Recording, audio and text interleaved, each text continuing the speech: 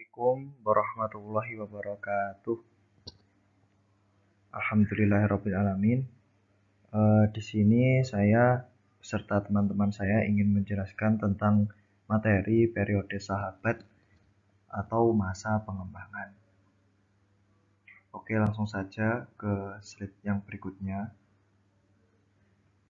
Pada periode pertama yakni fatwa sahabat pada zamannya Khalifah Abu Bakar.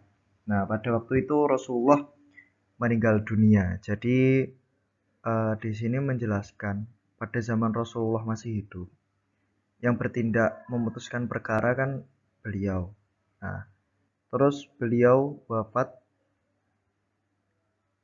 dan digantikan oleh Khulafaur Rasyidin, salah satunya sahabat Abu Bakar. Nah, pada zamannya Abu Bakar ini ada beberapa poin yang di sini menjadi poin-poin penting dalam perkembangan hukum. Salah satunya pada zaman Abu Bakar ini tidak banyak masalah-masalah hukum, karena dalam sejarahnya beliau sibuk untuk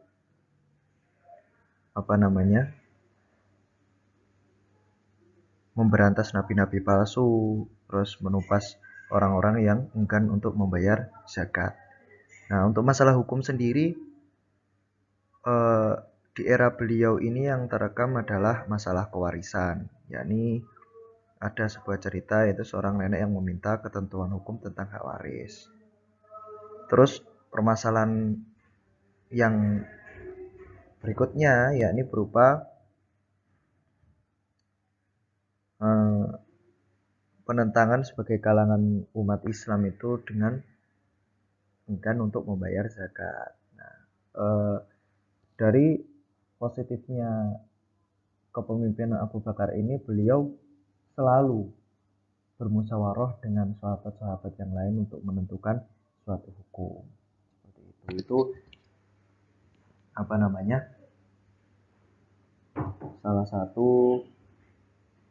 salah satu contoh daripada fatwa-fatwa pada zamannya Khalifah Abu Bakar.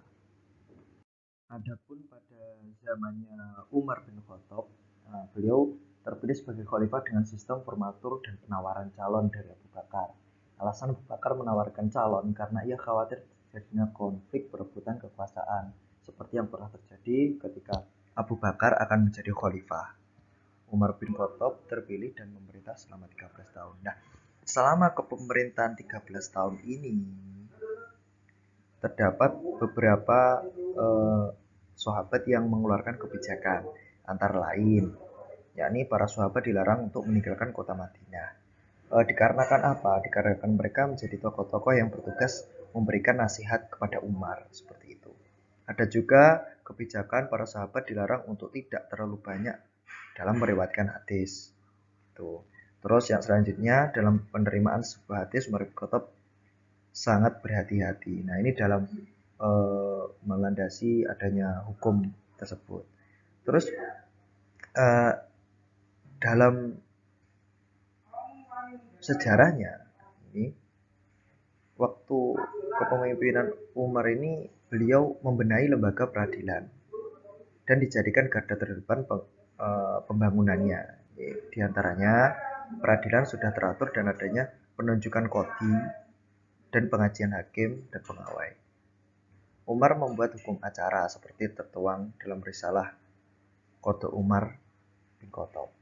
Umar menggaji para qadhi dengan gaji yang tetap. Nah, ini salah satu inovasi-inovasi yang diberikan Umar, kontribusi Umar untuk hukum ini dijadikan garda terdepan dalam sejarah perkembangannya, seperti itu. Lanjut untuk slide berikutnya. Dalam slide ini menjelaskan tentang ijtihad pada zaman Umar yang sangat terkenal. Salah satunya yakni jatuhnya talak 3 sekaligus dalam satu majelis. Juga ada harta rampasan perang. Terus mu'alaf, potong tangan bagi pencuri. Ada juga perempuan yang telah menikah pada waktu iddah.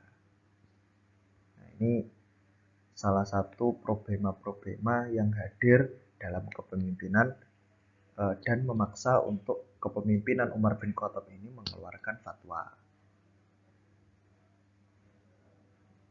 Terus selanjutnya berlanjut kepada fatwa di era kepemimpinan Utsman bin Affan, yakni di era sahabat. Nah, kemajuan yang digapai Utsman selama pemerintahannya, yakni pada masa Utsman, peradilan sudah memiliki bangunan tersendiri yang terpisah dari masjid. Nah, jadi dulu itu karena belum berpikir sampai membuat lembaga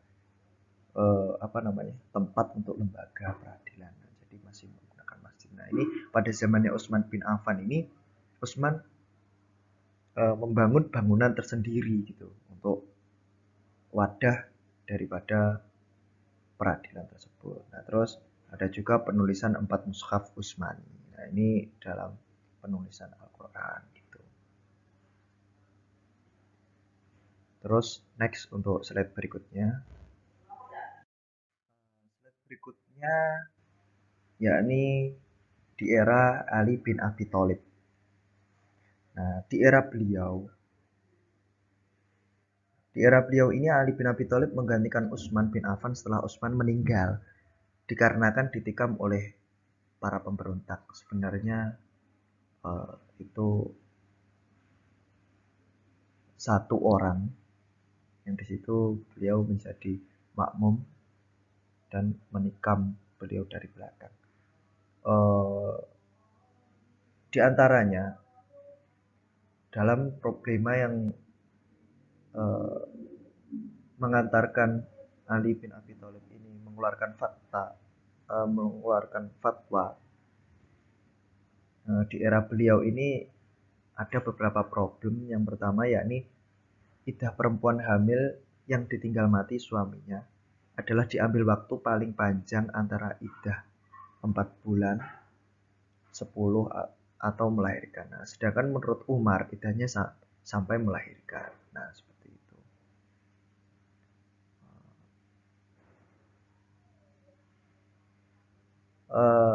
Terus ada juga karena Al-Quran dibaca oleh seluruh orang Islam, baik orang Arab maupun orang Ajam. Orang Ajam ini orang selain orang Arab, maka tentu saja ada kesulitan bagi orang Ajam untuk membaca Al-Quran. Nah, ini dibahas di dalam kepengurusan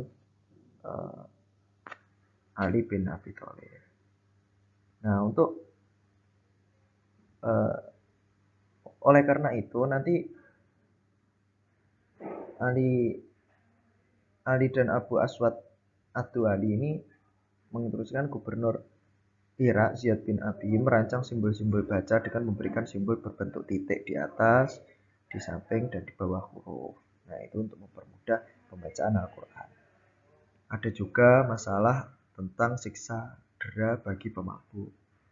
Nah, di situ menjelaskan bahwa arak itu hukumnya haram, najis, dan termasuk perbuatan yang harus dijauhi karena perbuatan tersebut merupakan perbuatan setan. Namun Sayyidina Ali tidak melaksanakan hukuman ini sesuai dengan ketentuan hadis, melainkan menerapkan menjadi 2 kali lebih berat, yakni 80 kali cambukan.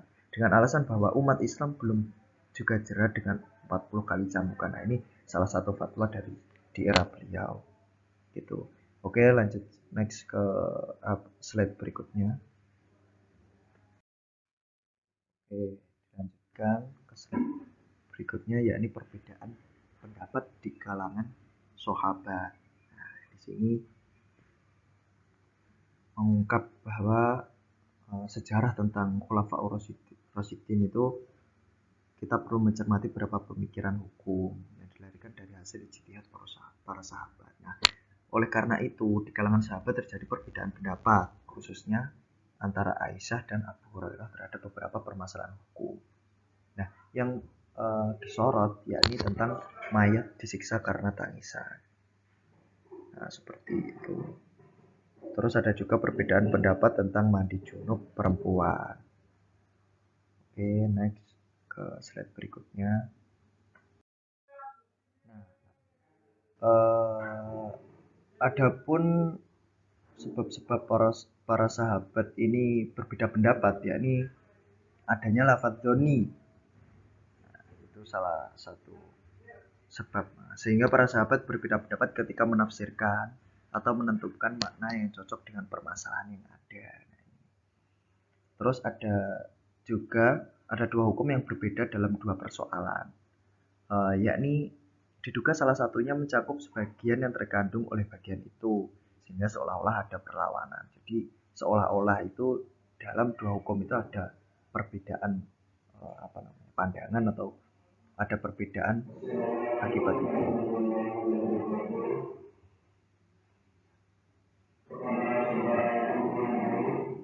Nah, terus dilanjutkan adanya perbedaan pengetahuan tentang sunnah seperti warisan seorang nenek yang mendapat 1/6 pada zaman Abu Bakar. Dan apabila telah mengucap salam 3 kali tetapi tidak ada jawaban, maka tamu harus pulang. Itu dikemukakan pada zaman Umar bin Khattab. Nah, di situ ada sebuah problem di situ. Dan yang berikutnya, selain perbedaan di kalangan sahabat juga terdapat materi, yakni mufti-mufti yang terkemuka. Nah, adapun mufti yang terkemuka pada zaman sahabat diantaranya adalah Khulafa Ar-Rasyidin, Abdullah bin Mas'ud, Zain bin Sabit. Nah, khususnya dalam masalah faraid itu mencakup itu. Nah, di samping itu ada Abu Musa al-Asy'ari, Mu'az bin Jabal, Ubaid bin Ka'ab. Nah, sebenarnya ada lebih dari 130 sahabat yang berperan sebagai mufti. Nah, meskipun yang sering dikenal oleh umat Islam hanya beberapa saja, seperti yang disebutkan di dalam slide ini. Nah, itu. Nah, diharapkan teman-teman itu setelah mempelajari ini dapat tahu lah sejarah hukum tersebut. Nah, hukum di kalangan sahabat atau di era sahabat. Mungkin cukup itu yang dapat saya sampaikan. Kurang lebihnya mohon maaf. Akhirul kalam. Wallahul muwaffiq ila aqwamit thoriq. Wassalamualaikum warahmatullahi wabarakatuh.